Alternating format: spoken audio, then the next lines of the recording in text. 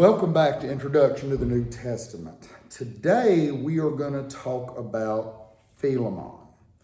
Philemon was probably written when Paul was in prison in Rome around AD 60 and was sent to Philemon together with a letter to the church at Colossae. Now, Philemon was a Christian brother, but he was a slaveholder in Colossae. And what had happened is his slave Onesimus had run away and had somehow met Paul in Rome.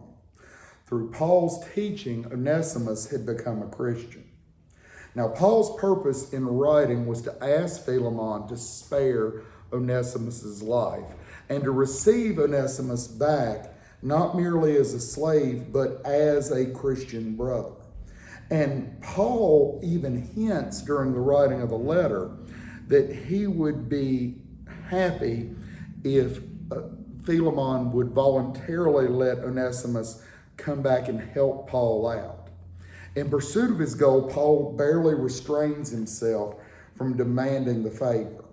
He writes as powerful an appeal as he can, even offering to pay Onesimus's debts, if any, to the master whom he had wronged.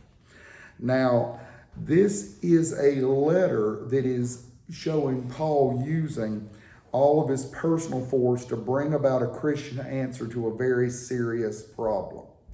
Paul's judgment appears to be that Philemon should show mercy to the offending slave for the sake of Christian love toward a fellow Christian. Paul's letter is passionate but carefully composed to achieve the desired end.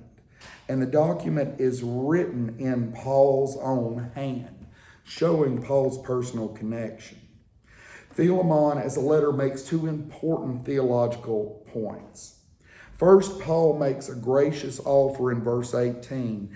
If he has wronged you or owes you anything, put that on my account. Paul is willing to assume the consequences for Onesimus's actions and to make satisfaction to Philemon. This offer is a picture of the way in which God has reconciled sinners to himself in Christ. Second, in verse 16, Paul urges Philemon to receive Onesimus no longer as a bondservant, but more than a bondservant, as a beloved brother, especially to me, but how much more to you, both in the flesh and in the Lord. Paul is not suggesting that Onesimus will no longer be a slave upon his return, but that Philemon will be more than a bond, but that to Philemon he will be more than a bondservant, that is a beloved brother in the Lord. When we become Christians, we do not cease to be parents, spouses, employees, etc., but the gospel itself radically changes our relationships with the people in our lives. Paul makes essentially the same nuanced point when he reminds slave owners that they answer to the same heavenly masters as do their believing slaves in Ephesians 6:9 and Colossians 4:1. But in verses 15 and 16, Paul says that Onesimus' Christian identity is greater than his slave identity, which appears to suggest a notion of emancipation. In the book of Philemon, we see the proper relationship we are to have in Christ. Well, that's all I have for today. I thank y'all, and I'll talk to you the next time if the Lord wills and the creeks don't rise.